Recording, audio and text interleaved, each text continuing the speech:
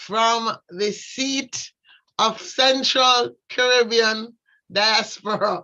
I have to come up with a name for this nation of nations outside the physical nation, whatever we are. And let's just start, let's get our juices flowing by reminding us who we are and why Caribbean American Heritage Month exists. America is a nation of immigrants, a diverse mix of peoples, including Caribbeans, who contribute to the rich tapestry of American life, like Cheryl Lee Brown, Black Violin, Abby Phillips, Kemba Walker, Fee Noel, Jimmy Young Louise. We honor their contributions and commemorate June as National Caribbean American Heritage Month. Join us. For more information, visit celebratejune.org.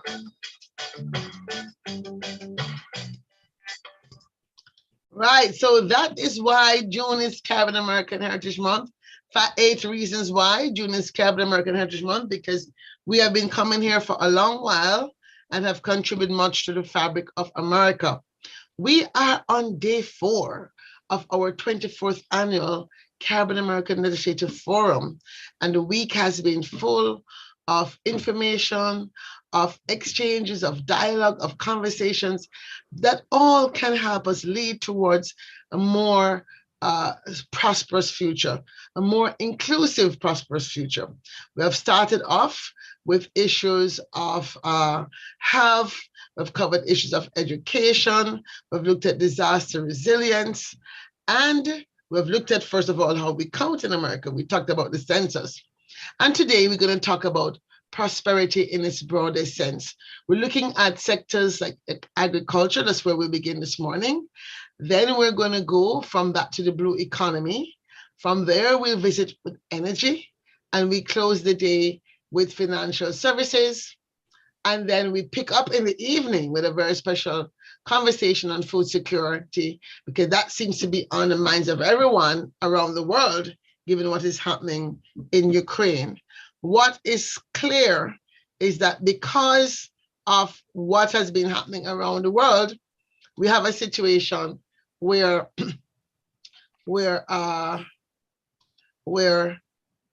have people understanding that it's time for us to not go back to the old normal, but to create a new normal.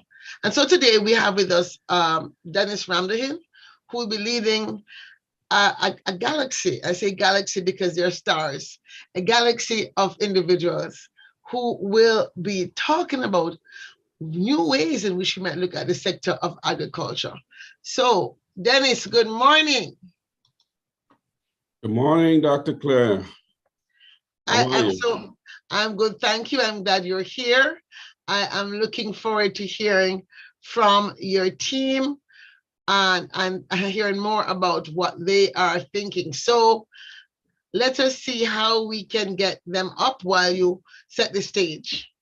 Well, thank you very much, and blessed good morning to everyone. I have a lineup of expert panelists who are basically broadcasting from various parts around the world today. I have from Australia, Sir Charles Covis, John Reitman. I think we also have, is it Peter Andrews? I have from Israel, Mr. Rami Ofer. I have from Netherlands, we are expecting Delan Bujali. I have from West Africa, Dr. Newton Amalgo. And if I am omitting anybody, I apologize, but we are also expecting from United States, Michael Ellie. And we are expecting from Colombia and Tampa, Dr. Renerio Linares. These are all experts that make up the fabric of agriculture, food production, that feeds into manufacturing, that feeds into food security. So I would like to highlight that these individuals are actionists. They are on the ground, commanding major projects around the world. They in themselves are award winners for the fabulous work that they are delivering, driving innovation, driving economic development, driving natural resource-based restoration, changing the way we do business in the area of water hydration, soil revitalization, reforestation, afforestation, harnessing energy from natural resource base. You name it, these are the drivers for the future of agriculture. So the first, without delaying, because time is of constraint, I just want to make a note that the purpose of this discussion panel is more to drive legislative thinking around the understanding of what these experts are doing in their specific fields and how they all interconnect into the whole framework of driving food security and driving prosperity, the prosperity agenda. Everyone in the Caribbean region, Latin America, Central America, they're eager to find solutions for job creation, stimulating economic development, just driving food abundance because of the problems we're having with logistics, COVID, post-COVID, the war in Ukraine, etc. So the takeaway from today's session is more about understanding the solutions to the challenges of agriculture and food production, and not necessarily energy, but correlated to energy. And how do we at the local and regional level frame policy mindset that connects the US legislative mindset so that we can lobby Capitol Hill in Washington, D.C. to provide the necessary support to push this agenda forward. So before I start the first panelist, I do want to mention that only last week, the USAID and the Canadian government has earmarked about $330 million to push food security in the region and push agriculture innovation. So this is the reason I formulated this panel of experts we deal with on a daily basis so that they can drive the understanding of the practical work they do on a daily basis and give that level of confidence to the government officials that are observing this panel. So on the panel also we have Mr. Sean Bogg, who is the, I believe he's the Agriculture Policy Director at CARICOM. And we have Mr. Brian Blair, who is the Senior Advisor to the Minister of Agriculture in Guyana. So without further ado, I would turn over to the first panelist. I would like for Mr. Rami Ofa, who is doing large-scale dairy and milk production from Israel, and his work is in various countries around the world. I'd like to give you about 7 minutes to just hit on the important highlights of the accomplishments of your work. Thank you. All right. So good morning to you all. Here in Israel, it's in evening time. So I'm in the future, in your future. I'm part of LR Group, with an Israeli company active and operating globally. Since 1985, LR Group is providing integrated creative solutions for rural development and revitalization of regions in many segments like water, energy, telecom, health, construction, and agriculture. And I will focus on agriculture. Later on, I will say what I personally did already. But in agriculture, we are you know, Israel is known worldwide as the high-tech startup nation. And in our projects, we try to implement and use advanced Israeli technologies. And LR Group is a leading integrator of the Israeli industry of that sense. We have made, since 1985, a lot of projects, over $2.5 billion capital investment in sustainable projects. And we can say that our focus today is in rural development and impact, and the impact record of is we made more than 100 projects in agro-industry and rural development. We have 3 times increased the household income per year in those places where we have implemented these projects.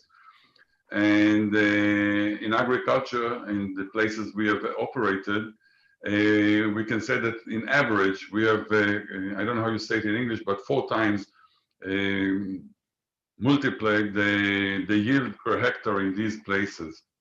And as I mentioned, we are globally present all over the continents. We started in Africa, in Angola and Congo, and today we are very, very active in Papua New Guinea. Actually, we are doing over there the agricultural revolution of the country. In Congo, for example, we are rehabilitating the historical presidential farm and expanding its activities. We're doing over there broilers and layers farms, including hatchery and slaughterhouse. We produce over there 14 million eggs per year, 170 tons of chicken, mostly is frozen. We're providing constant food supply to the capital, Kinshasa, at affordable prices and direct benefits to more than 3,000 households via increased production of food and feed for their animals. In Angola, we made 12 agro villages, it's called Adama projects, for hundreds of local families, tripling local average household income and creating over 5,000 new jobs. And then we made into these projects many of the former Civil War veterans and rebels joined together in their in the same assignment. As I mentioned, in PNG, we are very active recently for the last 10 years. We have established there vegetable greenhouses with 300 direct employment over there. We have established a dairy farm, 500 milking cows dairy farm, and we have reduced the prices of the feed by 50% and replaced a lot of imports that usually been brought over there. We are what we say, what we can call is, we do AIC, which is agro-industrial centers, which we collaborate with local farmers. We build like a core activity of bringing in inputs and taking the output from the local farmers and doing all the logistic and marketing and selling the outcome of their production.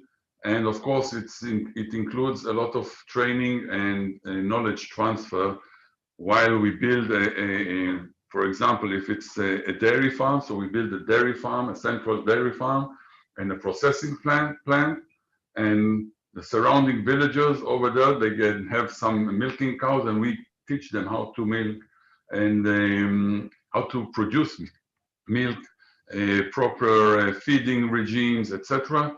And then we give them all the inputs, and we take the milk, process it, and sell. So this is the way we do, and it can be in plantations, and it can be in broilers, and it can be in any poultry segment.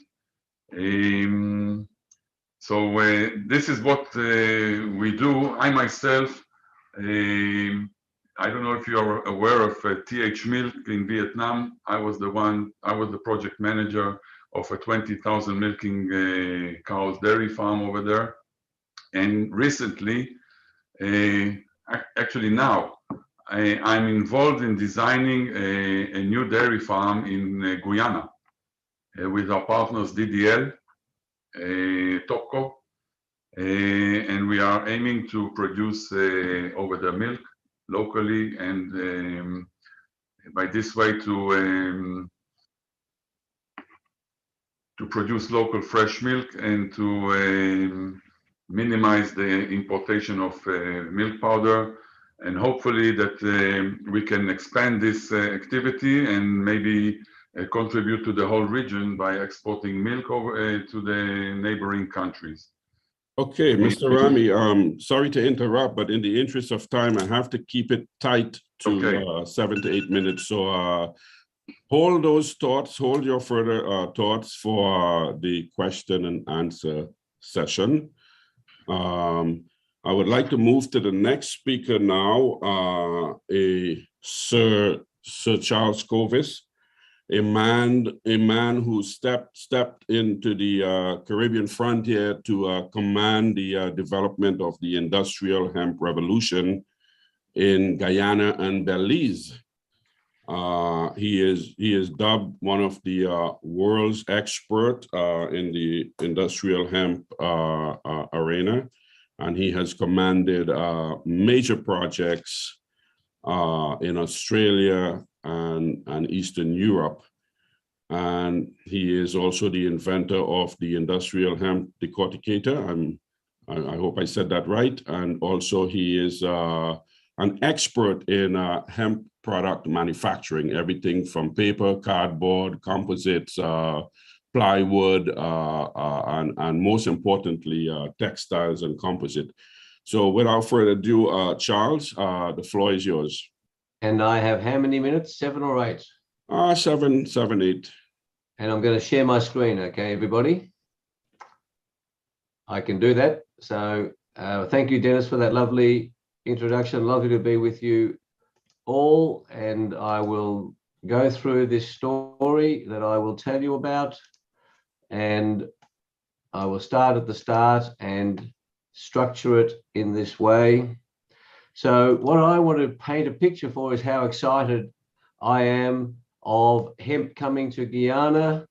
And I'm Chief Executive Officer of Textile and Composite Industries. I'm a Knight of the Order of St. John.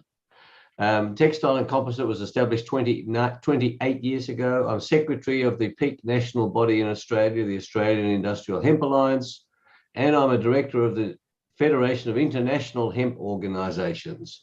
And I'm very excited for the establishment of hemp in Guyana.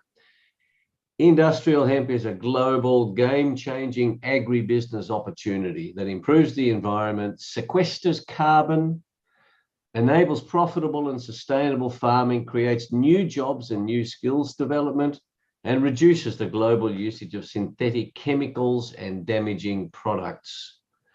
I have created a mantra called HP by 4. Hemp, healthy products lead to healthy people, lead to a healthy planet, whilst generating healthy profits. And my vision for Guyana is all 4 of those elements. This amazing plant, a God-given plant that humans have been using for 8,000 to 10,000 years, produces 10 categories of products. Food, the t-shirt I'm wearing now is a hemp t-shirt. Food, clothing, building, medicine, fuel, ethanol production, fertilizer, composite materials, body care products, rope and baling twine, and packaging materials. Industrial hemp is not marijuana. Industrial hemp is a different variety of cannabis. It contains the globally accepted standard of less than 1% THC, the psychoactive component of cannabis. Industrial hemp cannot be used to produce any byproduct that would have drug-related outcomes. Now, back, as Dennis mentioned, back in 2016, 6 years ago, 6 years and 3 months ago, I did a first draft of a strategic plan for Guyana, way back then. Hemp growing, this is US dollars, not Australian dollars, for 1 hectare. The cost of growing per hectare are $2,000. Harvesting and processing costs $4,000. And one hectare of Guyana land can produce 3 tons of fiber, 7 tons of herd, and 1 ton of seed from 1 hectare, this is international prices, $17,500 of value. And the gross profits per hectare are most attractive. If the benefits to Guyana from successful establishment of hemp, that Guyana becomes a Caribbean center of hemp growing, new and profitable vertically integrated industries are created, increased return on investment of existing land, creates many thousands of new jobs, replace imported fuel and products with Guyana-produced ethanol and products, and biodiesel. It generates increased economic activity through successfully creating new jobs. There's an ability for the country to improve infrastructure through the profits flowing through this economic activity. Skilled professionals have more opportunities to use their skills in new local industries that will have global markets. Production of healthy hemp products, improvement of Guyana soils, carbon capture benefits. Each hectare of biodynamically grown hemp fixes 22 tons of CO2 per hectare per crop, and Guyana would be able to grow 2 crops per hectare. Use of pesticides and herbicides will reduce. Industrial hemp is also an excellent rotation crop for farmers, including sugarcane farmers. Youth will have increased confidence in Guyana's future, and the Guyana government will gain increased public support for being so forward-thinking. The best products for existing markets that require minimal research and development and capital are horse, poultry, and animal bedding, baling, twine, and rope, hemp foods, a whole range of hemp foods, amazing hemp foods. And 1 hectare will produce 1 to 3 tons of hemp seed, all of which can be converted to hemp food. Home and commercial building with hempcrete, home insulation or house insulation, mulch, weed matting. Now, this is the simplest products. Weed matting to replace black plastic as a weed suppressant. Herd as a liquid absorber and land remediation. So there's quite clear what the best products are for Guyana to start with. What should the government do? What can it do? It can legalize it, which I'm delighted to see has happened. Access global development funds. Government can provide funds for capital and R&D. Government can identify the best targets to approach as customers of hemp products locally. And the government can identify the large companies in Guyana that wish to operate with lower carbon footprints. Government can establish cooperatives in regions to increase buying power and sharing of knowledge. Government can remove unnecessary legal impediments. Whoops, I've got Mauritius in there, should be Guyana. Identify end buyers of hemp products who could be encouraged to sign contracts to buy prior to growing. Identify well-resourced companies in the food industry in Guyana who could establish hemp foods. Identify the land that needs remediation. Now, the government purchasing office can announce priority for hemp-based products. And the government create hemp clusters to create hemp centers of excellence to speed up the rate of learning and development. Now, for the past 8,000 years, the only way to separate the hemp plant into its parts was to commence with retting the stalk. Retting is a rotting process. It is expensive, labor-intensive, time-consuming. This is what the cross-section of the hemp stalk looks like. What decortication does is to separate the fiber on the outside from the herd on the inside. And there's a listing of amazing products from this wonderful plant. That's what a good hemp crop looks like, a fiber crop. And the seed is at the top of the plant. You harvest the seed for the food value, and then you've got the rest of the stalk for all of the additional industrial products. So decortication is the crucial key to hemp profitability. The most expensive step in using hemp is the process of decortication. And my company, driven for the last 28 years, driven by a philosophy of helping farmers to become more profitable, independent, environmentally green and sustainable, has developed its decorticating machine over the past 28 years. There's no need for retting. That's what the machine looks like. That's what the fiber looks like, raw fiber. And then if we're making textiles, we degum the fiber. That's called a cottonization process to make yarn. I urge everyone to embrace the opportunities for hemp. That's my story. The opportunities for the country are magnificent.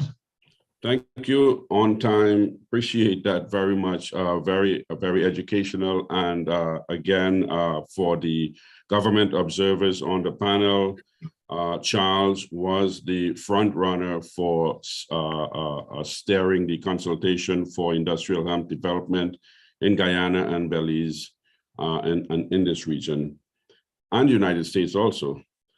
So next, I would like to move to John Reitman. John is an expert in the area of integrated pest management. He has a lot of global experience in agriculture and agronomy. He even did a tenure at the University of West Indies, St. Augustine, Trinidad, from what I understand. So John brings a special expertise in the area of integrated pest management, particularly concerned around the FAO concern on the epidemic of fall armyworm. Now, the reason I'm highlighting fall armyworm is because it's destroying billions and billions and billions of dollars of crops around the world. So no one wants to venture into food security investments, agriculture investments, hemp investments, and have their crops at risk for destruction by this bothersome moth. I think it's a moth or a caterpillar, or one of the others. But I will turn over the floor to John Reitman. And let him talk about, for over the next 7 minutes, his expertise in the area of integrated pest management. Thank you, Dennis. Thank you very much. Please tell me if you can't hear me, because I've got quite a soft voice and I haven't got a very sensitive computer. Yes, thank you. I have worked on many crops in terms of managing their pests with a minimum of pesticides and management with a maximum effect in terms of keeping them clear of insect pests. We talk about integrated pest management because it's a process that brings in all kinds of different components to keep mainly insects at bay. Now I'm going to focus on the hemp crop, just following on from Sir Charles. And in terms of hemp as a new crop for Guyana, and I want to stress that it's a new crop. We don't know what's going to happen. So surveillance, monitoring is a very important component in this whole business. Now I've checked through the records for Guyana to see what insect pests are present. An important thing to remember about hemp is that it doesn't have its own pests. It's quite separate. It's quite different to many other crops, and it doesn't have its own specific pests. It's attacked by general pests of the environment. So that's one thing we have to remember. Now, looking at the CABI database, which is the standard thing to do in these kind of situations, I find that there are 3 species that may be encountered in hemp crops in Guyana. First of all, there is the southern armyworm. That's a Spodopterus species. There is the fall armyworm, which is related. That's another Spodopterus species. And there is another one which is present all around the world called the green vegetable bug. And these comments do not discount the possibility that there will be other invaders of this crop which are endemic to Guyana and the Caribbean. So we have to be very careful not to be too specific. The green vegetable bug has severely damaged crops in Australia, and we can probably get around this.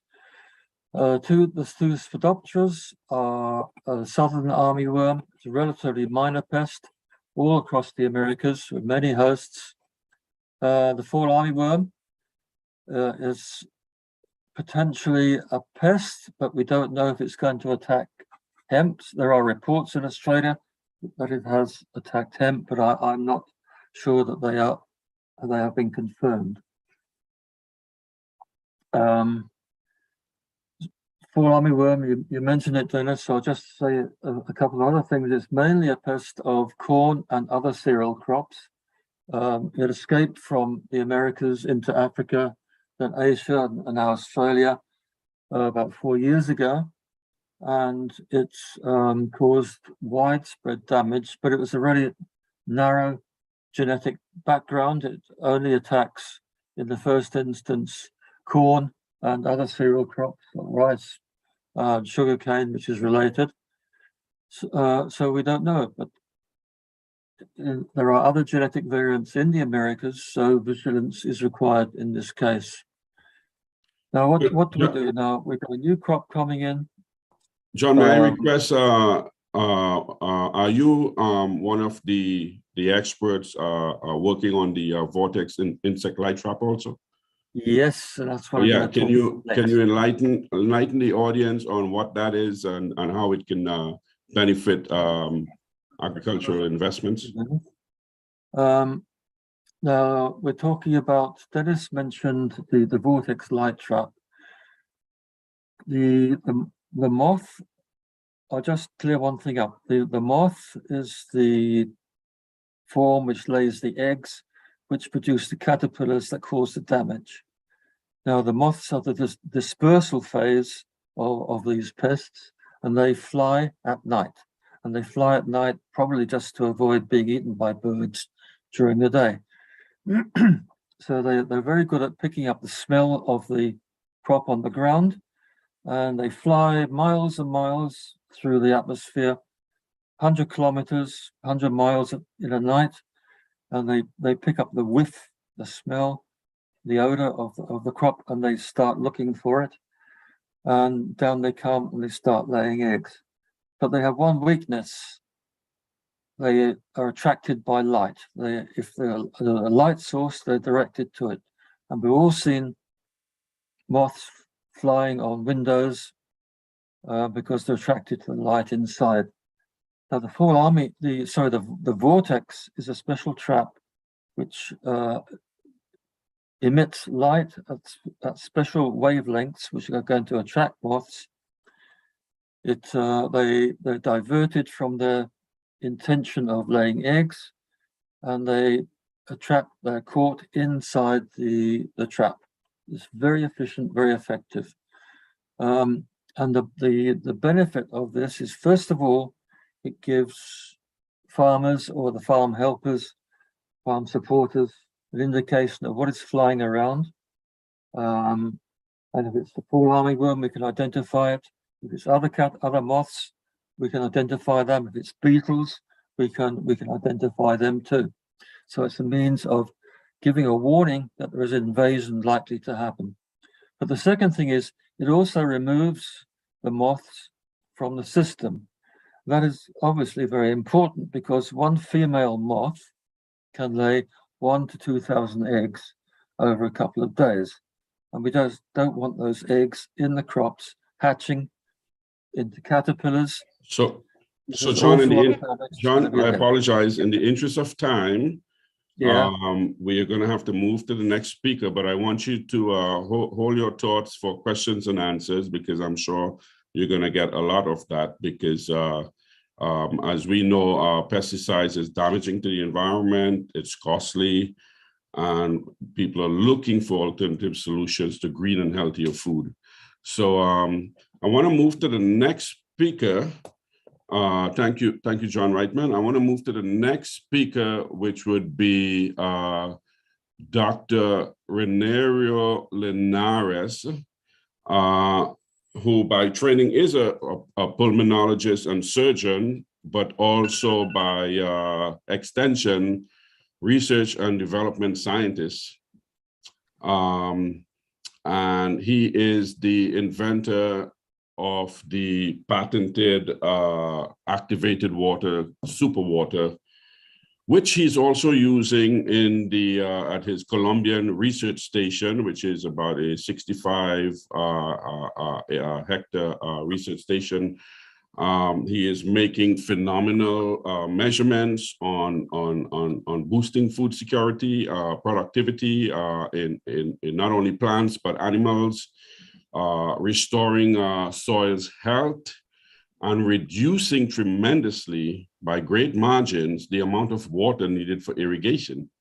So I will allow him to talk about the work he is doing. He's very excited to come to Guyana and the Caribbean to share this work. He's already trying to get into Jamaica. I will allow him to speak about his super water product and its benefits and how this can help the Caribbean region. Thank you, Dr. Linares. Thank you, Dennis. Thank you, everyone. Are you able to see my screen?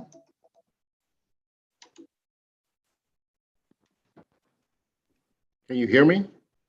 Yes, we hear you. Yep, and Okay. can see your screen. All right. So quickly, as Dennis mentioned, I'm a pulmonologist by trade, and I started a company, environmental remediation company, with my brother, who's a civil engineer and environmental engineer, and a couple of his friends, initially to find out how we could improve efficiency of fuel by adding hydrogen and oxygen to the mix. And we were using a source of production, basic water. So what we bump into the development of technology was rather than producing hydrogen, we were inducing a high production of oxygen into the water, which is the number one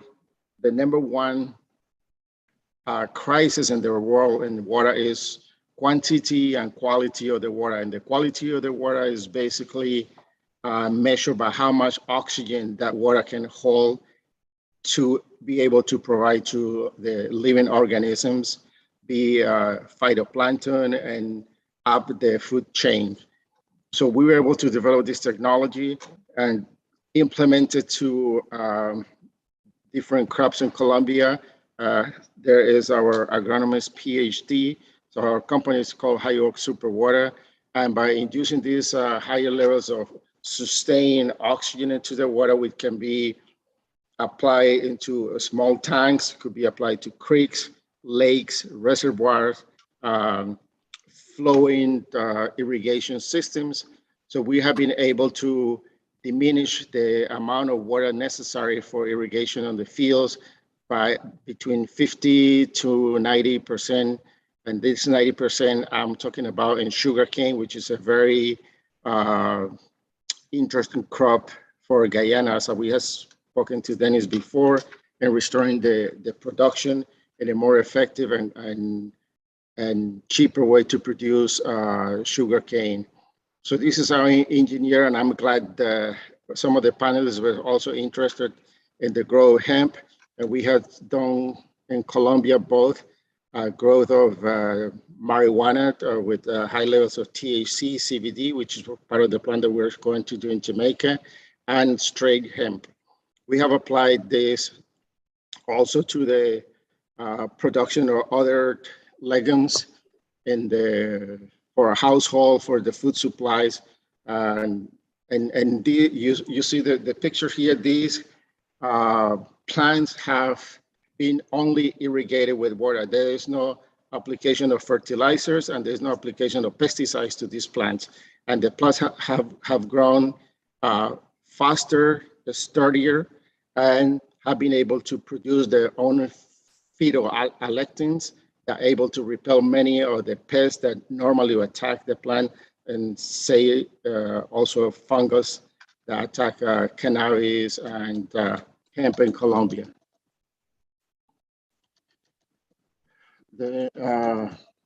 So we have other samples of what we have applied to tangerines, cannabis germination. We have used both germination of cannabis from clones and from seeds with equal results. Here we have a papaya grower. And again, all these samples that I'm showing here is the only thing that has been changed is oxygenating the water that is irrigating. And we have withheld the application of fertilizer and pesticides to these plants. And you can see the results. Here is lettuce. Again, this is the tangerines. Many of the tangerines, the trees carry so much fruit that many of the branches were breaking out of the trees by the weight of the fruit. Scallions, we have applied to a lot range of fruit crops. Here we have beans, which this bean was grown in an altitude in Colombia and in the soil that was not proper for the development of corn and beans. Our agronomist PhD has noticed that the microbiome of the soil has been enriched by the supply of oxygen, and this has been interacted in a better way with the root of the plant, therefore making a sturdier, better plant that has have a faster growth, faster flowering, and increase in production of the fruit. And here you can see that even at an early age, the plant start developing a very robust root that has led to a better plant development. And again, this is saving 50 to 80% of the water that is used for irrigation. And here are samples of the corn that we have used. This is the corn and has been done in different types of terrains, hills, valleys, small farmers, larger farmers, as our technology could be adaptable to any size farm. The technology is also operated by solar panels, so it could be brought to any region which doesn't have electrical sources, as we use a very low energy consumption in these devices. For cattle, as you were speaking, and one of the panelists about the cattle and milk production, we have used that also, feeding or giving the water to the cows, increasing the milk production by 10 to 20%. And the other finding was the transformation of the soils that were very poor. As you see here, this is a clay-rich soil. Applying the water technology, the feeding of the microbiome, the organisms, turned this soil into a better soil that turned humus and humic acid production was increased. At the same time, we conducted with the Colombian government a detoxification trial in in areas of high contamination with mercury. And we were able to reduce, just by the oxygenation of the water applied to the soil, the mercury was reduced by 30% content in a span of 3 months. And if you have read mercury contamination, is one of the most difficult contaminants to decrease. Here we are applying to the fisheries, reducing the amount of air that needs to be injected to the water. Once we apply, and this is our device, to oxygenate the water can remain oxygenated for 10 days in these fish tanks. The water can remain oxygenated for 1.5 years in regular tanks when it's not used, so reservoirs can be applied. This is a trial that we did in Catalonia in Spain for irrigation in Gulf camps where there is a high consumption of water. We were able to reduce again the consumption of water by 50 to 70%. Dr. Ray, in the interest of time, we do have to move on, but bear in mind the government officials are taking note of your presentation, and we will circle back to you to answer more definite questions. I do see you presenting coffee here, things that are indigenous to the South Americas. So yeah, just hold your thoughts until we get to the question and answer session. And I would like to move to the next speaker. We were expecting Johnny Muir, who is a hemp agronomist and in general practice, a respected agronomist globally. He's having some technical difficulties and we are unable to network him. So what we will do is we will move to Dale Ann. We will move to the Netherlands and bring on board Dale Ann but Julie, I hope I'm saying that right, but Julie. And Dale Ann is a global recognized landscape restorer. She has commanded major projects in Costa Rica, restoring soil fertility, soil. If I could ask, excuse me, if you could ask Mr. Linares to stop screen sharing. Oh, okay. Stop. Thank you. Yeah. She has commanded major landscape afforestation revitalization projects in Africa and mangrove restoration, most importantly. But moreover, she's a sought after expert in this field, and I'm happy to be working with her on some of our international projects. So the floor is yours, Dale Ann, if you can give a high-level pitch on the success stories that you have accomplished around the world. Thank you so much, Dennis. And it's a great honor to be here today with all of you. Dennis knows how long I've been doing this. So the list of things I've done is rather long, but that's only because I'm so old.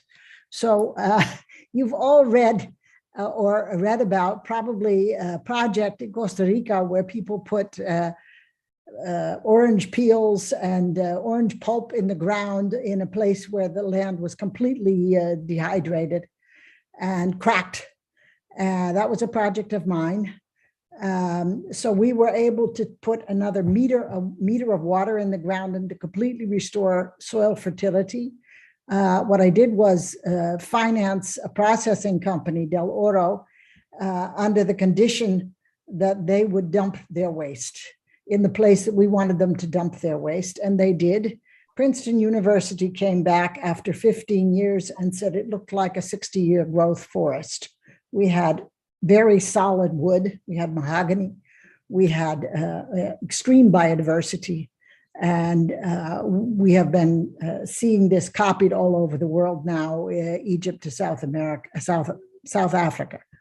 Then we have another project. This is also forest regeneration, but using 3 companion trees, Acrocomia aculatea, with Rinsus, which has very, very fast growth and will give you a lot of organic matter very, very fast. And Jatropha, but not Jatropha curca, but a non-toxic variety of Jatropha. So we're doing now, on the basis of a proof of concept that we also had in Costa Rica, we're doing a project in Africa, one of the first of site of 75,000 hectares, to be employing 15,000 people with these mixed trees plus moringa plus ethnobotanicals and on the basis of permaculture.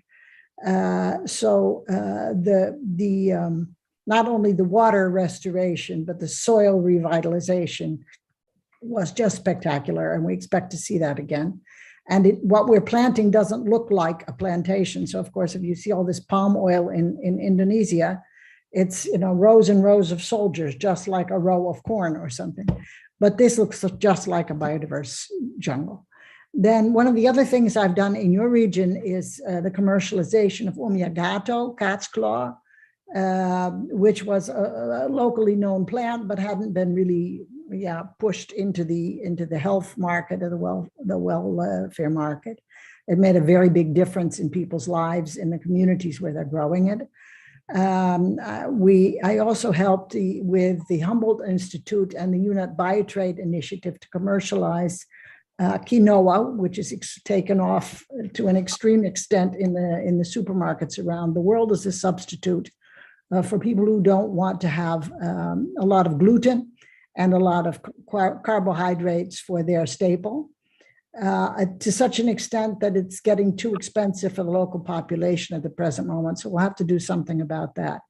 But it did increase income dramatically in those communities. I did a project with Ahold, Dekamarkt, which is a chain of about 82 supermarkets in the Netherlands, to produce bear canes, flowers, and so forth. That was because the coffee growers had gotten blasted out of the market by Vietnam when they planted so much coffee.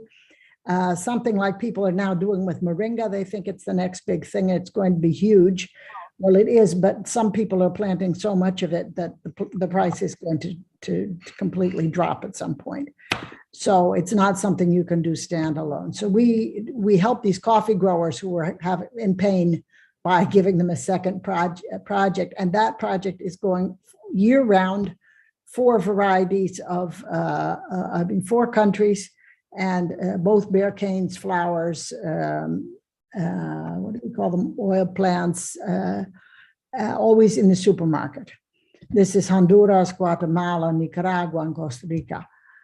We did bananas, bananas for Leeuwaert, which is a Dutch importer, organic bananas on a plantation that had been abandoned because of the logistics, put a new logistics in, turned it to organic production, and that's in our big supermarkets now. I did organic cotton with CNA, which is a commercial textile company, because mothers came to us in an exchange between our farm women in the Netherlands and then farm women in Benin and said, we can't take our children to the fields anymore because of the pesticide, they're getting sick. What can you do? And that ended up changing this whole company's line of cotton clothing to organic. We had to devise new machines to clean it. We had to get all sorts of new technology in, but it worked. We did also the coffee with Ahold, and the coffee, Perla Coffee is their own brand.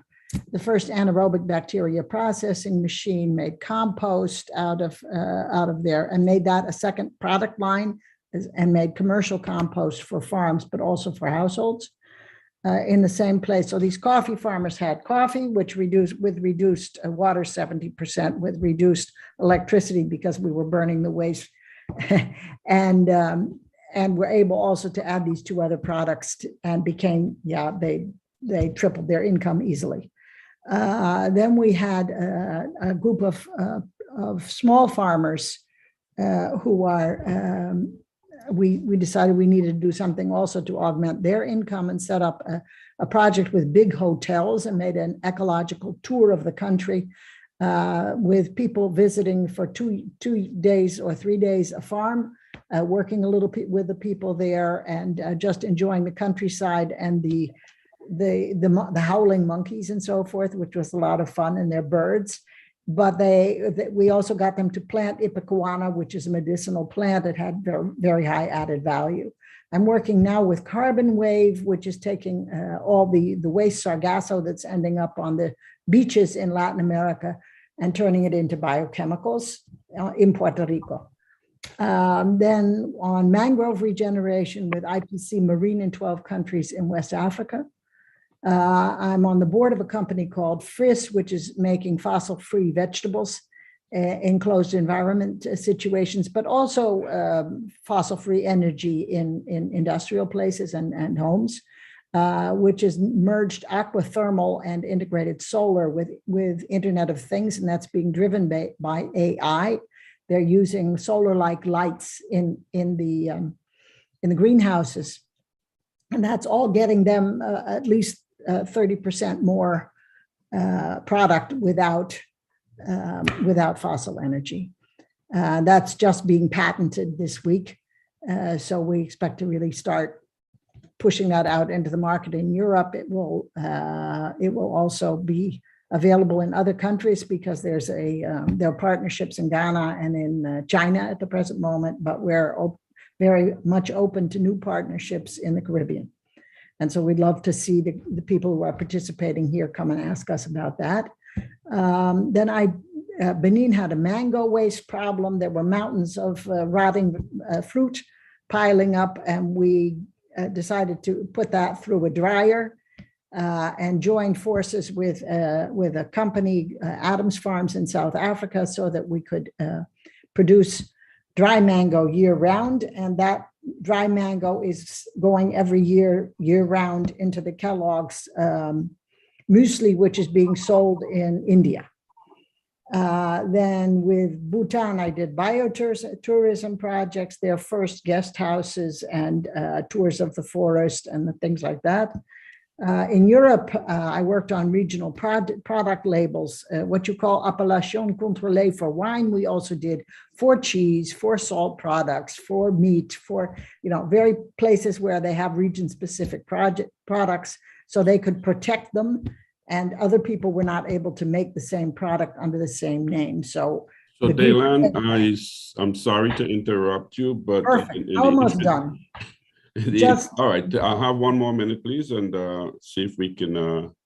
Just the eco label of the EU. And I'd like everyone to take a look if you can share this presentation, because there are some really good fun facts in there about how much organic waste adds to your water table and how much more you can earn from wood if you don't just cut the wood, but leave it in the forest and make non-wood forest products. Thanks so much. Thank you so much, Daylan. And this is very interesting. And I really appreciate all your decades of hard work.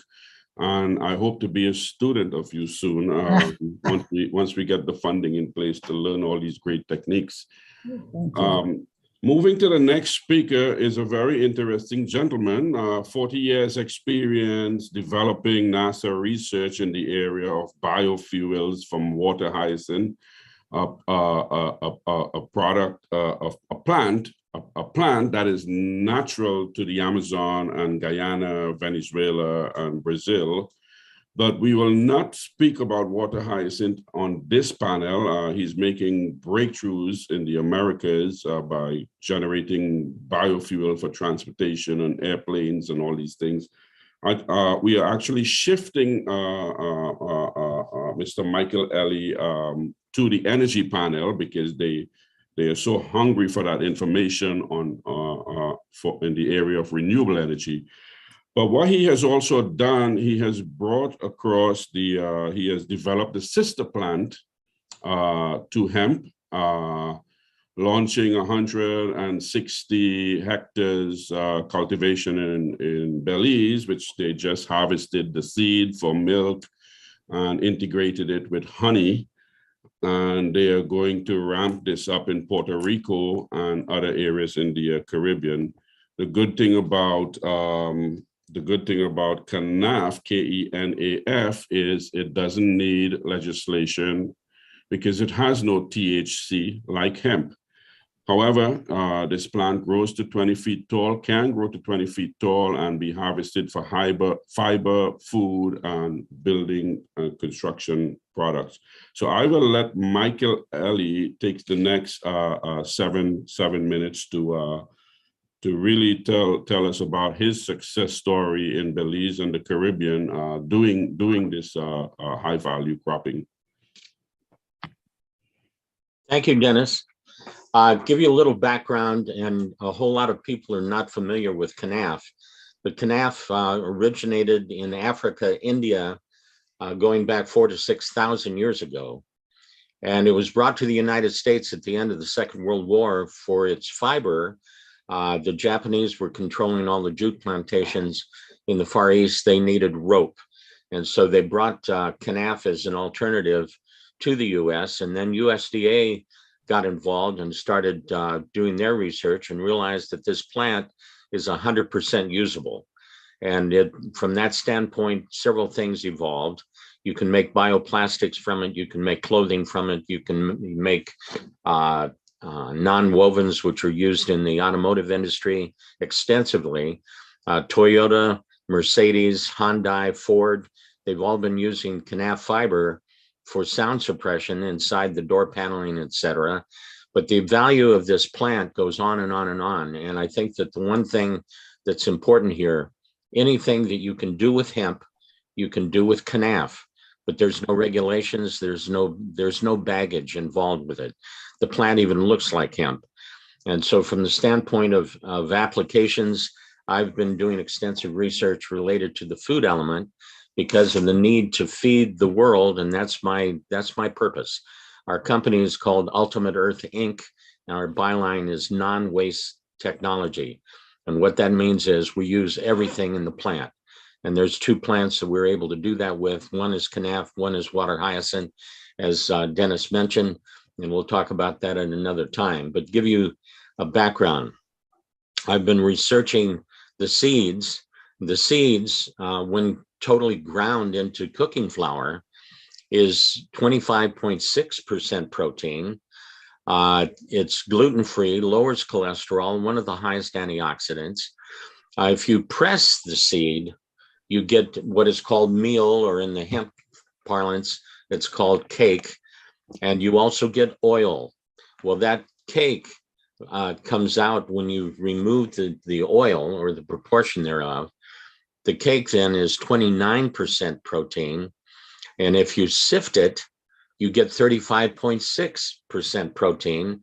And we've had these tests done by Microbach, which is an FDA approved laboratory out of Pittsburgh, Pennsylvania.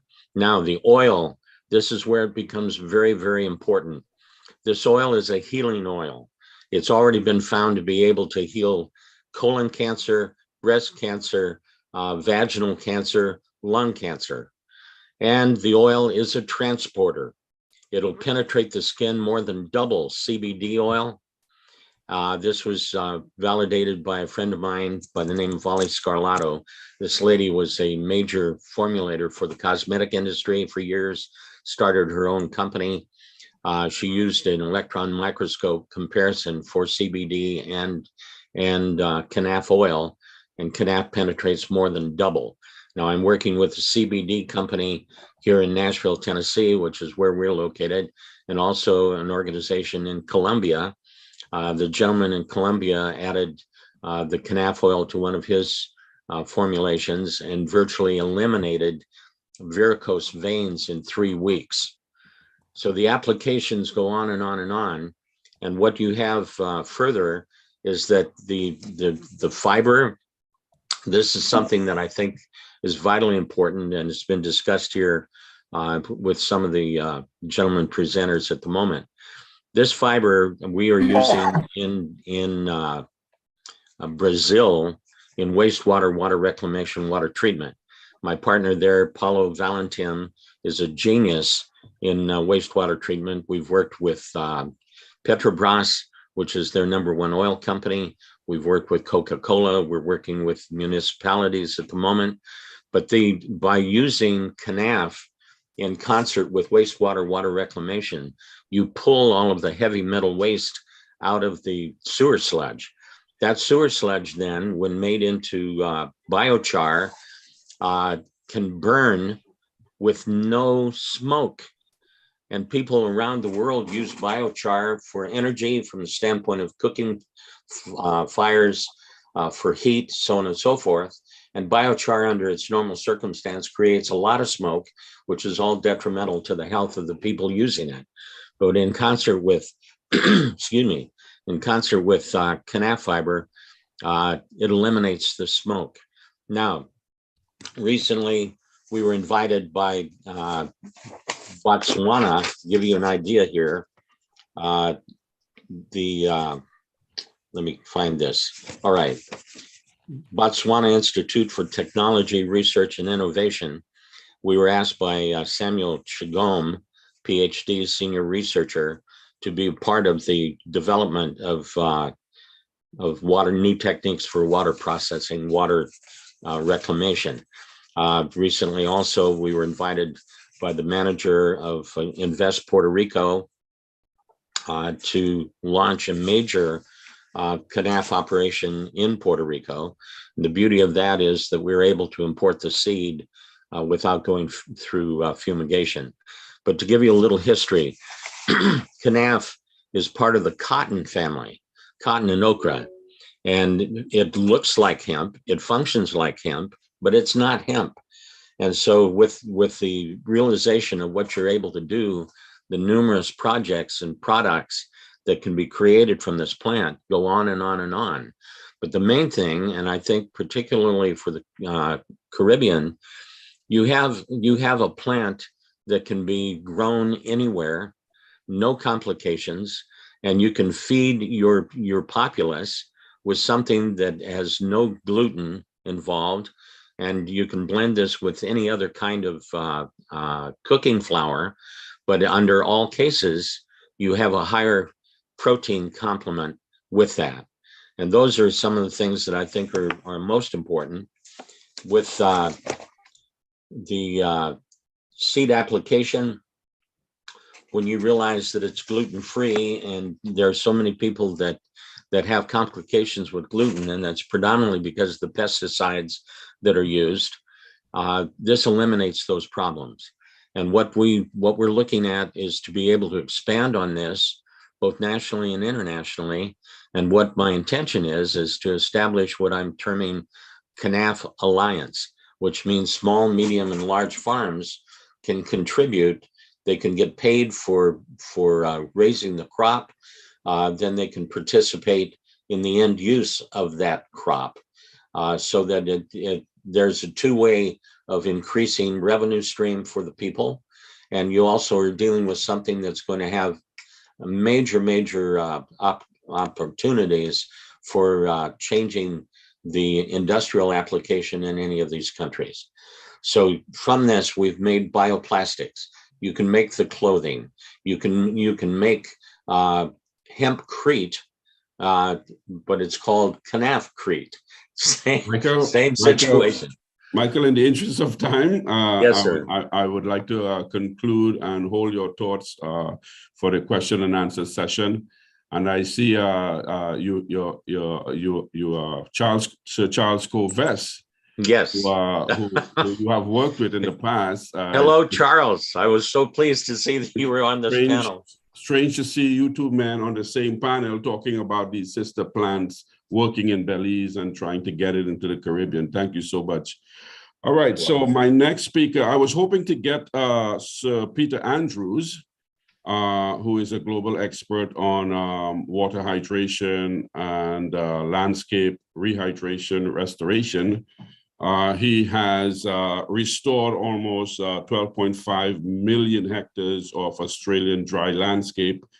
He has gotten Australian highest award, and he is bringing these lessons learned into the regions across the world, working with other experts like himself to build drought resistance. Unfortunately, I am not sure. It's late in Australia, maybe 1 a.m., and I am not sure if he was able to log in. But in the interest of knowing who he is, Sir Peter Andrews, we would like to maybe sometime in the future capture some of his global changing work and understand how it can be adopted into the Caribbean. Now, next, I would like to bring on board one of the global experts in Moringa, Dr. Newton Amalgo. He is a specialist in Moringa cultivation, processing, manufacturing, value branding. He does everything from food production from Moringa, fighting world hunger, to making beauty products for application on your skin and other benefits. Dr. Newton, you have 8 minutes to show the audience your great work. Please take the floor. Thank you, Dennis, and that's very kind of you. Thank you for co-panelists and colleagues. I want to talk briefly on Moringa. I have worked on Moringa for the past 20 years. Currently, we have the International Society of Horticulturists. We have a technical working group on Moringa, and I'm the vice president. My colleague, Professor Sharaf, is in Egypt. He's the president. And just a quick overview of Moringa. Moringa is a tropical crop. It belongs to the family Moringaceae. There are 13 species within this family of plants. And these plants has a lot to offer for the human race. And I summarize them briefly under 8 points on this slide, as you can see probably on your screen. The Moringa leaf provide nutritious food for disease prevention and adverse condition. When I mean adverse condition, what I mean is that traditionally, for centuries, Moringa has been eaten by various ethnic communities across the globe, especially Africans. I have records that in Seychelles Islands, it was a staple food in Seychelles Island back in around 1923 thereabout, because part of our royal family was in exile in Seychelles Island when they lost a war with the British. So the Ashanti royal family was captured and sent to Seychelles Island. And I work with some people who had been born in Seychelles Island within the royal family, and they learned to eat moringa while they were in Seychelles Island. So moringa has been a nutritious food for many communities for many centuries. Then the seed can be used to treat water locally and simply. In Sudan, two moringa seeds can be used to treat a liter of water. So it means that in deprived communities where there is no pipe-borne water, moringa seeds can be a lifesaver because it can be used locally to treat water. That's where aluminum sulfate is not available. And aluminum sulfate is toxic because of the aluminum. And in the case of moringa, because it's using a protein within the seed as a coagulant, and so it's non-toxic. So the seed can be used to treat water. Then the bark of the tree can be used to make paper cheaply. And then the seed again contains 36% of oil, which is equal to virgin olive oil. My master's was in the high density production of moringa leaf, and my PhD research was in the supercritical extraction of moringa seeds from the moringa oil from the seeds using supercritical fluids in the form of carbon dioxide. So when you're able to extract moringa with the best technologies, you get a high quality medical grade oil is as good as virgin olive oil. And so the fact that moringa is a drought resistant plant, and we are in the age of climate change where temperatures are rising and certain crops cannot be grown, moringa presents itself as a crop of choice in the fight of climate resilient agriculture here and there. Besides all that, moringa plant absorbs carbon dioxide 20 times more than the average plant. 20 times more than the average plant. So what it means is that if we have locals in small scale farmers, if we encourage them to plant moringa, put it anywhere they can, because moringa is drought resistant and they can harvest the seeds and sell for income. An average individual, a small scale farmer, can make a net $3,000 per hectare of growing moringa for seeds. And of course, if he's going to grow it for the leaf, you can make at least some $50,000 per hectare per year. And so it lends itself as a plant for both small scale and large scale industrial opportunities for small scale farmers and other household communities. There's a hormone that can be extracted from the leaves. And this hormone can improve yield from up to 20 to 35% in literally any crop. So in this age where we are struggling about fertilizers, teaching farmers to extract the hormones and spraying it on their crops and increasing yield up to 35% could be a very good choice. Then, of course, the use of the Moringa biomass to generate domestic methane gas for use. When we are able to do this, we can reduce the dependency on charcoal, which is a deforesting industry. So once we can grow Moringa in different ways, we can generate biogas for use in domestic situations as well as industrial situations.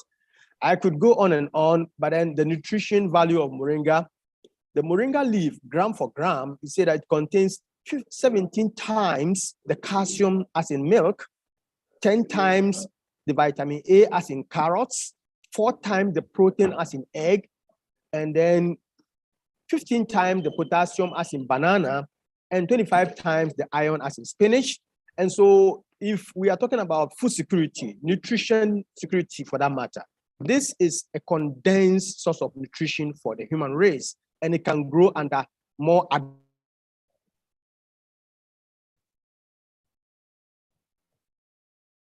like the tomatoes. This is how Moringa stands completely unique in terms of the vitamins compared to tomato, cabbage, amaranthus, and the rest. Dr. Newton, in the interest of time, can you just flash some of your cultivation and products quickly? All right. So this is Moringa tea and Moringa capsules, Moringa meat pie, Moringa cake, Moringa bread, and Moringa noodles, Moringa cookies, Moringa chocolate. This is a Moringa drink from Paraguay and is selling in Germany. This is another Moringa drink we have in Ghana, 100% pineapple juice with Moringa added. We use of Moringa to treat water and use of Moringa to generate biogas. This is the using Moringa as animal feed. You can increase milk production up to 65% in cow. And talking about increasing yield in literally any crop by 35%, up to 35%. And then Moringa absorbing carbon dioxide 20 times more than the average plant.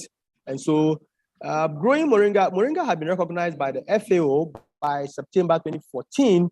Moringa has been recognized as the traditional crop of the month by the Food and Agriculture Organization. And so as temperatures are going to rise, Moringa is a crop that can take over from other crops in terms of climate resilient agricultural technologies that we want to develop. And the interesting part is that 70% of the world food supply has just been on 3 grains, corn, wheat, and rice. And 80% of the plant-based food in the world comes from only 12 plants. And there's a need for us to increase the biodiversity in the food security of the world. And Moringa presents itself as one of set crops. And growing Moringa, increasing Moringa production can increase the carbon dioxide absorption capacity of these plants, and of course, slow down greenhouse gas emission, and also, of course, the global warming that we are struggling with. So this man said, as far back as 1992, Noel Vietmeyer said, although Moringa, many people have not heard about Moringa, Moringa could soon become one of the world's most valuable plants, at least in humanitarian terms, as far back as 1992. And we've come a long way, and clearly what he said makes a lot of sense. And because of time, allow me to just end it here. The global market, of course, is big, but time will not allow us to talk about all that. Thank you. Thank you, Dr. Newton. And you forgot one main important thing. You taught me how to wrap a piece of wire around the Moringa plant and hook up a light bulb. You want to just quickly mention that? Yes, please. The Moringa plant can now be used as a solar panel, growing Moringa plants in communities and harvesting power from these trees can become a source of energy for communities. And that is one of the work we are currently working on. We have a community in South Africa, a community housing project of 270 housing units.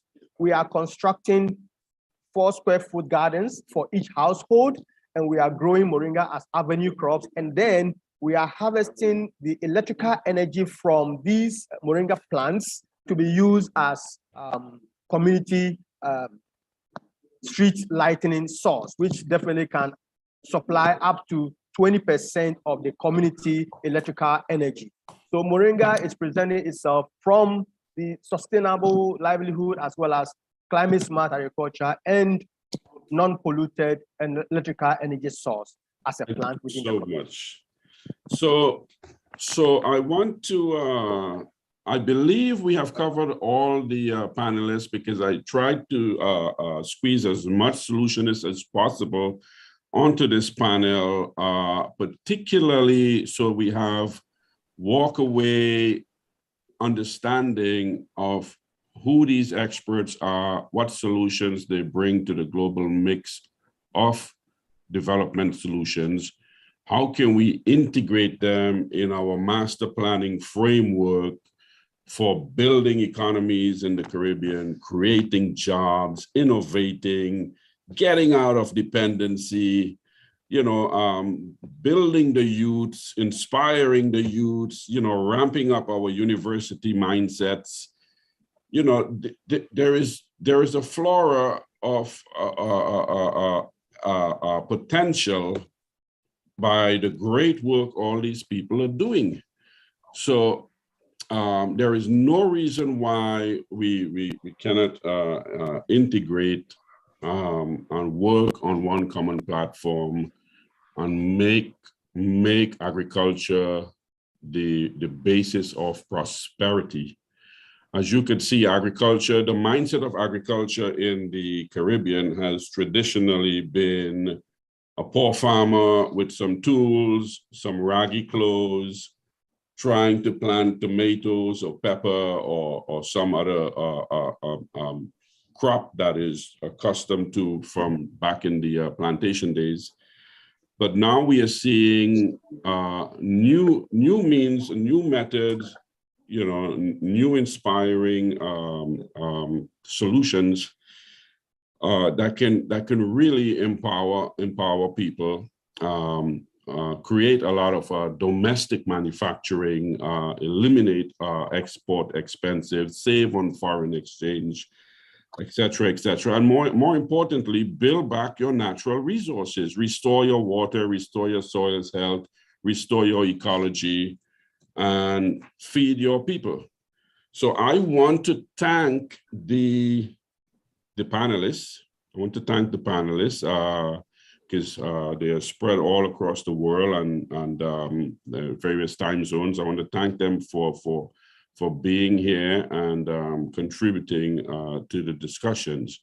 Now, more importantly is the context in which we walk away with this understanding. This is Caribbean Legislative Week. And thank you to Dr. Claire Nelson. She champions relationships in Washington, D.C. With certain Congress members and senators, pushing legislation to support funding and Caribbean development of the Caribbean region. And she wants to ensure that some of our Caribbean policy designers, government officials, have the opportunity to respond, to help us also consider how we can join forces and create the right type of legislative framework, which we can then lobby in Washington, D.C. to get some of this funding to propel some of these programs. So with Let me just jump in right here and say that we don't lobby, we're not paid. So we advocate. Lobbyists are paid, and I'm certainly not paid. So we're advocates. I want to again add my thanks to the panelists. Sean Boyce from CARICOM is here, but for some reason his camera seems to be not working and he's not unmuting. So Sean, your camera is not working, but we can hear you. So we're going to give you some moments to reflect. I'm going to just say some things before you put in your official thing, right? Because I know I can't speak for CARICOM. Everything I've heard here makes me even more determined to move beyond this kind of block that seems to be prevalent in the conversation on climate change and all this drama about food security. We're going to have a food security problem. I mean, seriously, if they spend as much time reflecting on the kind of science we have right now, as opposed to worrying about food security, they would put in place plans to ensure we don't have a food security problem in the next 3 years because of this ongoing war. And so one of the things I certainly feel fired up about is how can we get CARICOM, I'm saying this before CARICOM speaks, how can we get CARICOM to really move on this agenda I've been pushing for the last 6 years? We do every November, the only diaspora-led U.S. Caribbean conversation on agriculture sector in the region. It's called Farm the Future. Why? Because we can farm food, fuel, fiber, pharmaceuticals, fisheries, forestry, you name it, and all of you here have really proven that what I'm saying is not crazy, right? It can be done.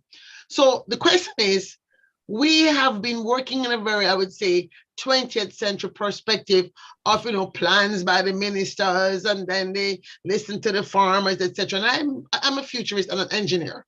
So I come at things from an ecosystem perspective, where we look at things in an interconnected way. We also go out to the future, look at what we want to do, and then see what are the different pathways and roadmaps we might take to get there. And I've been trying unsuccessfully, I might say, to get CARICOM to just have this kind of a conversation where we bring all the stakeholders, we bring the financiers, we bring the pesticide people, the hydrologists, the irrigation people, the seed banking people, the farmers, the processors, the exporters, together in a process of designing our SDG 2030 vision for the CARICOM agri-sector with the Farm the Future model, where the Smart Futures framework I talked about in the chat is S, how is the sustainable system? M, what are the metrics that really matter to us, meaningful metrics? A, how are we building in the agents of the system to be agile and adaptable, and also built in their aspirations to the system design? Or with climate change, how we build in robust resilience, right? And then finally, how do we use technology in a transformative way? And all of you are driving technology in some way. You're driving food technology, you're driving building technology, you're driving, so many different types of technology that I really think that CARICOM needs to decide if it wants to be a harbinger of what, not doom, but a harbinger of the positive change that the world can make towards moving towards a more green future, a circular economy, and indeed, perhaps a regenerative economy, so that our waste material, our waste stream, so if we're talking about bioplastics, then we're not going to deal with our waste stream to be also a toxic issue. So with that as a platform, we have only half an hour left. So I really want to have Sean take the floor. Sean, please unmute again. Your camera still is not working, but please unmute and then respond to all of what you hear and give us some guidance as to how we might, before we come to our big conference in November, how we might, first of all, prepare our document in a way that suits CARICOM's perspective as we, the diaspora, advocate here for funding from the multilaterals and the bilaterals. The floor is yours, Sean Ball.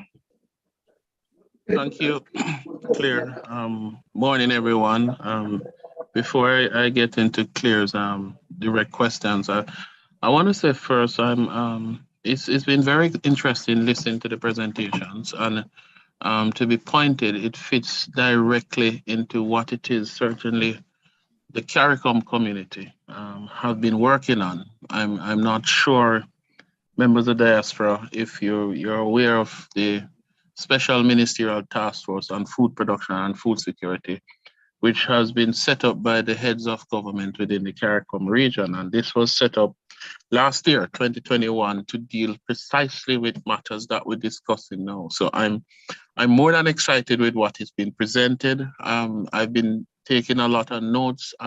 Certainly as the presentations went on, I've been doing my own research with a bowl of excitement. And before I get lost in the conversations, I want us to start looking at how it is we can team with the experts here to bring such technologies to the region and to work with our member states, all 15 full members and 5 associate members, because what I'm seeing here is tremendously exciting. I mean, before the session, I was talking with Dennis as to how we could proceed. It's definitely exciting. My colleague, Dr. Richard Blair, from Guyana is also on, and certainly with the focus with Guyana being the lead for regional food production and food security, all goes well. And from our end, from the CARICOM point of view, is to see how we can put working proposals together that through the Special Ministerial Task Force on Food Production and Food Security, that we say MTF for short, how we can now put some of these technologies into place. Certainly energy is a key area. New industries, as we heard about hemp, and certainly production and productivity, how it is that we can improve those. And we've seen the demonstration. Certainly, I was fascinated by the presentation on water and the use of water. That said a lot to us. Similarly, we spoke about coastal projects and Moringa and so forth. And these are things that we've been looking at, but we just need to push it further. And I'll move into certainly what Claire has put forward.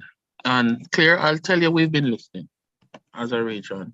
And certainly, you know, I've been participating in the November event since 2018. And the recommendations that comes out of same, I've been making the representation here in the CARICOM region. And I dare say some of these recommendations that has taken us where we are now with the Special Ministerial Task Force on food production, because for us, food security is imperative.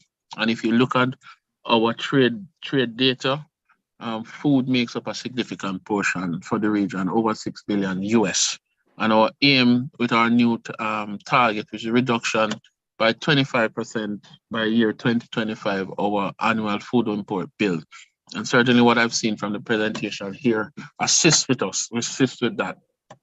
Now, last month we had a CARICOM Agri-Investment Forum and Expo that was well attended by all the players along the value chain. And coming from that, we have some clear plans that we plan to implement to ensure that we can achieve the targets that we have set out. And those stretch across from trade, primary production, research, energy, youth and women involvement, just to name a few. But it covers everything, input supplies and so on, because we see the crisis that is happening now.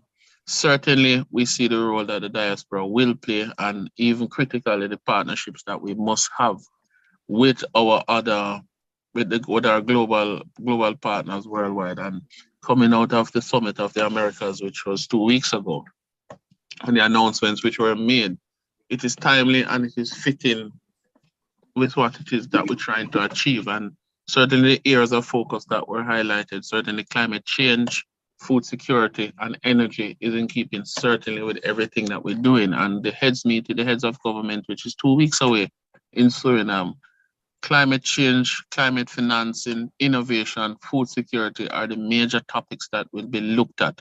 And how it is, as you rightfully said, Claire, how do we galvanize support, both from government, both from private sector, both from civil society, and entrepreneurs and researchers who are on, the people who are listening, to bring that to the Caribbean. And we are ripe for that now within the Caribbean, very ripe for that, because this is the topic. There's nowhere you turn that you're not hearing the topic of energy, food security, and climate change, because these are three real issues for us that we are tackling, that we have some possible solutions.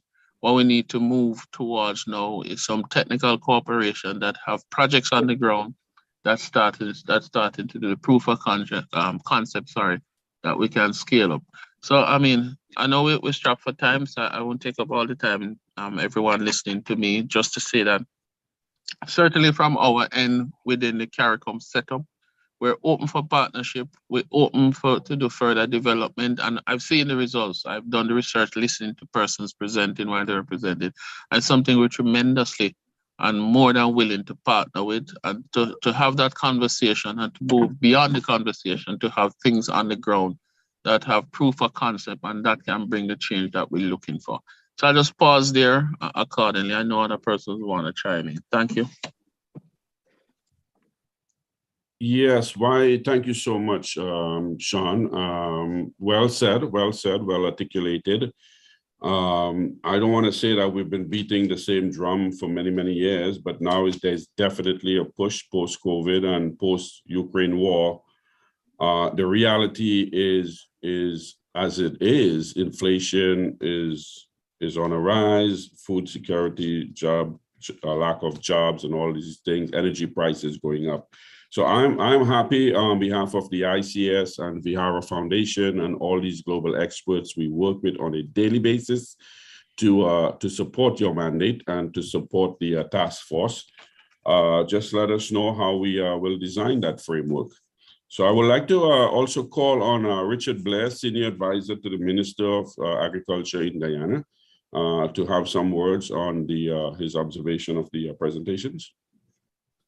Thank you, Dennis. I think like Sean, this is an excellent opportunity to hear from experts on all of these wonderful things that they're doing and that could be applied in our context in the region. You know, Sean started off very nicely by giving the context to our collaboration in the region from the perspective of the Special Ministerial Task Force on Food and Nutrition.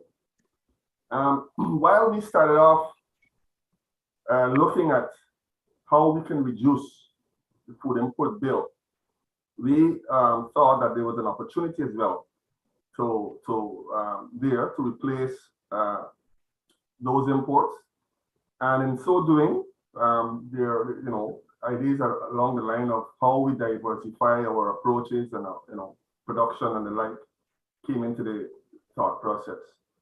More from the domestic perspective, Guyana, as you know, is one of the fastest growing economies in the world, but to match that, Guyana is very cognizant of the fact that it needs to diversify, and therefore these things that are coming up in these discussions are very, very important for what we do. Case in point, the area of hemp. Only recently, Guyana tabled a bill on hemp, table legislation on hemp, and it is really setting the framework to exploit the opportunities that some of the opportunities that some of the speakers spoke to. I know John Reitman and some of the others. Forgive me if I don't remember all of the names. But even beyond that, there were so many other things that came through. Guyana and much of the Caribbean, small farming agriculture, and the presentation by Dr. Newton Amalgo really captivated me. The possibilities that exist. Guyana as well is a very vast place in the context of the Caribbean. And there is much scope, I believe, for involving small and medium farmers in some of the activities that Dr. Amalgo spoke to. The issue of CANAF as well.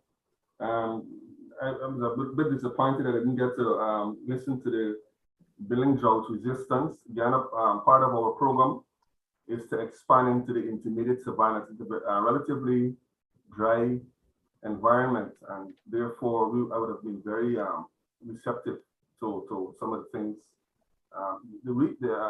that would have been said, I suppose, in that presentation.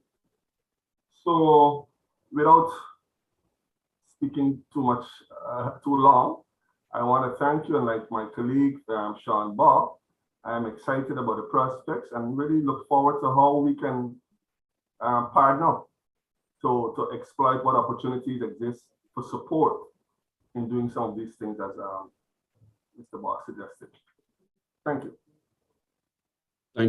Thank you, Richard. Appreciate your warm comments. Clearly, the resources exist, the experts exist. It will just be a function of finding that framework in which we can collaborate and work together. I, for one, along with Sir Charles Goves, John Reitman, and the Australian team on hemp, we did a lot of work trying to pave the way for industrial hemp development in the Caribbean. So we are always at your resource to help Guyana move that along. One thing I have to mention is, industrial hemp is a costly venture, and risk has to be managed. So we have risk all the way down to the rate of seed mortality. So these seeds are costly, and when you integrate, for example, the activated water with pre-treating the seeds, as Dr. Ray mentioned, the mortality rate of those seeds decrease, meaning that we get 90 percentile seed germination as opposed to a 60 percentile. So these are the kinds of things we want to home in on to make the venture meaningful and prosperous, and also as we know, the situation of pest can be very costly as we move into larger and larger agriculture ventures throughout the region. So being ahead of the game on how we manage pests is very, very important. And John Reitman is a person who understands the Caribbean region because he taught at the regional university here. And he's also commanding one of the innovative technologies that is homing in on some of these issues, the vortex light trap. So Dr. Claire Nelson is a big advocate of the smart vision, smart futures. And she nicely puts it, you know, if we can all walk around with a smartphone, then we all can presume that we are smart. So she has something to say about, may I call on her to talk more about this vision she has for the smart futures and how this prospective collaboration may integrate with that smart vision? Thank you so much for the opportunity. We only have a few minutes. I won't spend too much time. I did write a book on this during COVID. It was published by Changemaker Books, Smart Futures for a Flourishing World. It's on Amazon. But basically, in my book, I talk about this idea that if we're going to make the paradigm shift to save ourselves from self-extinction, and I do believe that we have been such rampant and wanton use of technology and misuse of technology that we are approaching as a species our own self-destruction. But we actually have seeds of hope that are out there, things like what you guys are doing, that is almost like you're out in the wilderness, you're getting somewhere, but you don't have like the upswell of enough people. And so in my research over the years, when I was working at Inter-American Development Bank, and I got into becoming a futurist because somebody had rudely told me I should stick to my pay grade and not talk about strategy.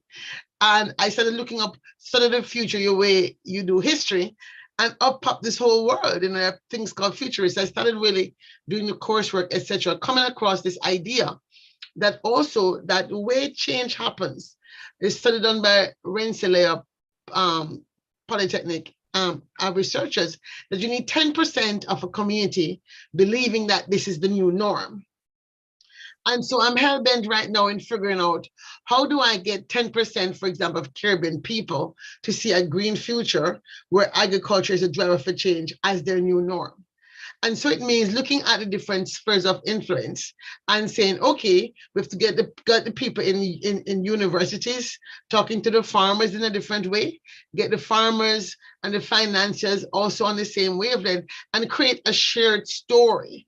And this is why, because the Caribbean in particular has a very negative history with agriculture, we were founded on slavery and exploitation, right? So first it was the African slaves, then it was the indentured workers from India and China. So the history of agriculture is not a pleasant one for people in Caribbean. So there is a mythology that is very much in the psyche of people that drives a sort of hesitancy to return to agriculture that we have not surfaced. And so part of the work we must do to create this 10% upswell is not as the government can make pronouncements and the government can make loans available. If we don't have this sense of this is really what we believe in as an opportunity for our own redemption, it's not going to happen. And so using the Smart Futures framework to design this gathering of the civil society and all the stakeholders to do an anticipatory, using SDGs as a backdrop, that's 2030, then using the 2050, let's say 2% or 1.5%, things we've been arguing about as the other, let's say, band 2030 to 2050. I think that a conversation like this, where we're using a futures approach, bringing people together, anchored in the reality that right now the price of bread in Jamaica is almost $5 US. This against the reality that the average person is earning less than $100 a week. So if you're a poor person, a family, what are you going to do? So the fact is, food security is all well to have food, but if you can't pay for the food, it's another whole story. So we really want to ensure that this conversation also brings in those small farmers that feel powerless, brings in those students that go into agriculture, come out and can't find jobs, come out and can't get loans, come out and don't want to go back into farming because that's where their parents did. It was hard work, as Dennis said, with a hoe and a dirty fingernails, etc. And work with those young people who are actually on the cusp of doing precision agriculture and greenhouse agriculture. And we have honored quite a few young people in the last 4 years in our Ignite 30 under 30 program, young people who are doing phenomenal work in the region, in good farming and all other kinds of farming. They've been doing work in creating fertilizers from sea moss, etc. But we don't have that collective upswell that's going to make the tipping point. So this is what I am calling for. I'm saying that let's use the opportunity of the pause that COVID put on the world, a pause that allows us to come together in this way. Because I'm going to be the first to confess that in the past, when Dennis, I think 4 years ago, had said, oh, let's have them on a call from Australia. I said, how is that going to work? Because, we're having this thing live on the hill and they're not going to be here. People are not going to pay attention. And I was one of those who said, it's not going to work. No, it's the norm. So nobody expects you to leave from Australia to fly here for one meeting. I mean, it's ridiculous, right? So it's actually a good thing in that regard, that we can now operate at a global level to make these local changes and really use the Caribbean's positioning as a crossroads culture, right? To be a pilot, like a lighthouse onto the world as to how agriculture can help us regenerate so many things in the building sector, food sector, clothing sector, plastics, packaging sector, and use us as a guinea pig. So we have a good, let's say, prophet in the name of Mayor Motley, who is able to really get the attention, right, of people. So I believe that if we have this conversation and it captures the imagination of the people, we're going to get the ministries who still tend to be cautious about saying crazy things coming, they're ministers after all. But we, the people, have to drive the conversation in a new way. So that is what I'm asking Mr. Blair to take back to the minister, because after all, CARICOM can only do so much. They also work for the government, so they can only say so much. But I don't work for nobody but myself. So I can say whatever I want to say. So I am going to say we need that sort of a space to have this conversation to make agriculture sexy. We need to change the way we talk about agriculture, the way we frame agriculture. We have ideas. We want to have an agriculture top 100 every year where people feel proud to be in the agriculture and agribusiness sector, driving change. And here we have people who have spent 2 hours of their time just today, then an hour before preparing to come today, and some of them have written PowerPoint slides to be here today that demonstrate they're willing to partner with us. So we have allies, we have friends. What we need to do now is get ourselves together to be able to receive the friendship in such a way that we make us move faster together. The old silos approach is not going to work. Minister deciding and then you telling us, no, we want to work hand in hand. Thank you. Dr. Claire, in the interest of time, I would like to wrap up, give all speakers final 1 minute closing remarks. But before I proceed, I would just like for every speaker who participated in this platform, if you can think about creating an internship for young people to maybe engage and learn about your work, whether it's paid or unpaid, just to bring back that experience into the Caribbean, especially the work that Mr. Rami Ofer is doing in dairy and Israel, and Charles Coves is doing in hemp, and Daylan is doing in landscape restoration, John is doing in pest control, and Michael Ellie in CANAF, and all the others. So final closing words, I will start with Mr. Rami Ofer. Keep it to one minute or less, if you don't mind. Thank you, on mute. So first of all, thank you. I'd like to really thank you for inviting me. It was thrilling, and really great brainstorming.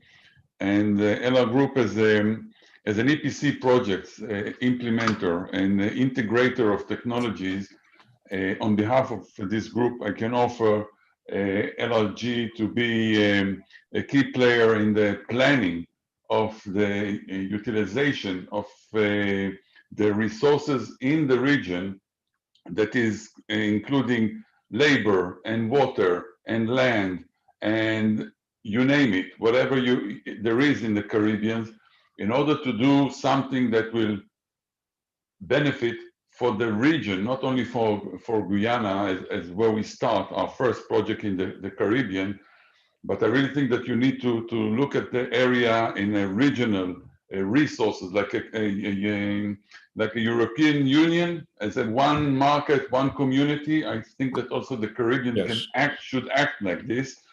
And this session today, as well as the CARICOM conference last month I was attending, really, from day to day, I have more and more ideas, but I really think that we can share a lot of experience in many of the aspects that the participants were sharing in order to do something really for the prosperity of the region. Thank you so much. Charles Covis? Yes, on hemp and Guyana, maybe? Yes, I suggest that, Claire, a very simple process is for the government to specify that hempcrete is used for all road barriers in Guyana. If that one decision was made, that the government says we will use hempcrete, then that will drive the industry. And it becomes very easy for farmers to grow because they know that there is a buyer for the end. And what that does is to reduce greenhouse gas emissions by reducing the use of concrete. And this is a very simple process, and it applies to CANAF, it applies to many other products. If the government ministers say, that's a good idea, we will buy that, and then that will drive everything. That's my suggestion. Okay, thank you very much. Daylan? Yeah, in my experience, making a lot of plans with a lot of people is often counterproductive. It's very often a good idea to just roll up your sleeves and make a pilot project so that people can see it and grasp it, and then roll it out, make it bigger, involve more people later, instead of doing too much planning in the beginning, because you don't really know what you're going to need and who you're going to need and what people locally also think about it. So I can come in and say, you need this and that, but I want to hear from the farmers on the ground. I want to hear from the people in the community how they see a certain thing, be able to tweak it in a way that meets their needs. True. Yeah. John Reitman? Yes, thank you very much. What I'd like to say is let's bring young people in. One of the frustrating things about working in agriculture in Australia is that the age of the farming sector is getting older and older, so even older than I am. And let's get young people at schools and colleges, bring in these brilliant ideas that we've heard today, and really get the industry working by people who are enthusiastic. I think that's a very important factor. Well said. Well Work said.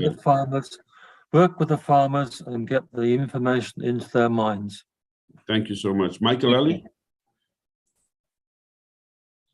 Michael, you have to unmute. Yes, I do. Thank you.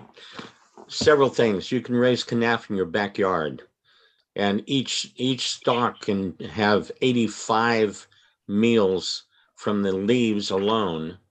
That's going to be high protein, and it's going to be additional food supply for a family. I agree with Charles from the standpoint of hempcrete, CANAFcrete. The concept is there, but bottom line, I don't know about anybody else, but if funding is not made available so that we can expand on this and bring it to whatever country we need to do, then there's a hole in the blanket. And the main thing that I think from my standpoint, I know what I can do. I've done it. I've been involved in all of this for a length of time. I work with the concept that nobody has to go to bed hungry, but in order to do that, somebody has to step up and fund this initially to allow for the standpoint to expand on this. Well said. Dr. Newton, please unmute. Thank you very much for the opportunity. And I'll start from where Michael just said. Nobody has to go to bed hungry. And that is a worthy goal. We have a model that we are using for community impact, maximum impact with respect to Moringa, which we call the outgrower system. We are piloting it in Ghana. We have small scale, big scale plantations. We are open to train people. In fact, I have trained one Dr. David Makin from Israel as far back as 2006, and other colleagues from France and other parts of the world. And we are still available. But here we want to own it as a community. I have a community, a single community of 50 farmers. Each of them have 1 hectare of land. I cluster them together. I build a centralized processing facility for them. They grow the moringa, bring it for processing, and then it's out there being sold, and they get employment.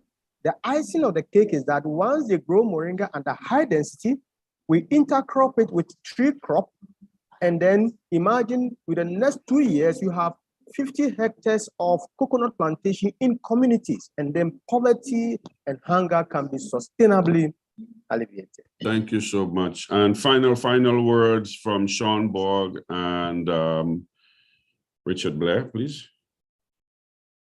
Thank you very much, Dennis. As I said, and I echo the sentiments of all the speakers before, certainly no one needs to go to bed hungry, and that's just stuck with me. And it brings me to the point where really we want to move now, where we can have projects and interventions on the ground. And again, we're prepared from the CARICOM community, CARICOM Secretariat point of view to entertain proposals and partnerships to get those projects on the ground. This is what we're positing. Thank you much. I know we're strapped for time. Thank you. And Richard, final words. Yes, and I'm in agreement with all the speakers as well, but I would like to, I relate very strongly with what Daylan said about the use of pilots. I believe that farmers need to see things, they need, projects need to be demonstrated to them in a simple way. And therefore we must be able to do the cost benefit sometimes of why we use integrated pest management as against conventional methods. And if you can do that and demonstrate it to the users of this technology or the potential users, it goes a far way for uptake and for funding as well. Thank you. Okay, thank you very much. I want to thank all the speakers again and thank the government officials. And I am the liaison for all these experts we work with on a daily basis. Feel free to reach to me if you need to reach to them. I'm looking forward to working with everyone. And we are now going to transition into the Blue Economy panel, which will take place from 11 to 1. I invite you all to stay on board and listen in. Thank you again and have a wonderful day. Thank you. Well done, Dennis. Thank you. Bye. We are stopping the